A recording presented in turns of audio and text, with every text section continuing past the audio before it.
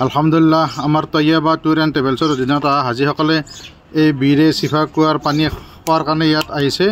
এইটো বীৰে চিফা কুৱা হয়। এইটো পানীবিলাক আছে ইয়াতে দেখা পোৱা যায়। পানীবিলাক দেখিছেনে? এই পানী দেখা পোৱা যায়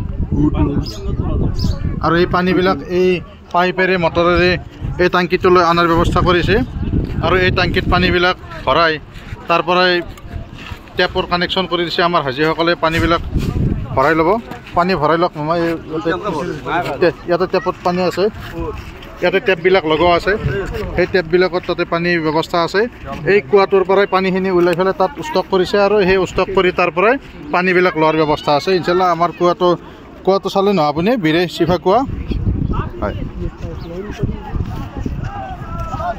আমাৰ হাজীসকলক বীৰে চিফা কুৱা জিয়াৰতৰ কাৰণে লৈ আহিছোঁ। বদৰ স্থান জিয়াৰত কৰাৰ সময়ত বীৰে চিফা কুৱাটো পোৱা যায় আৰু আমাৰ হাজীসকলে বীৰে চিফা কুৱা পানী ইয়াতে বটলত ভৰাই খাব পাৰিব আৰু লৈ যাব পাৰিব ইনশাল্লাহ।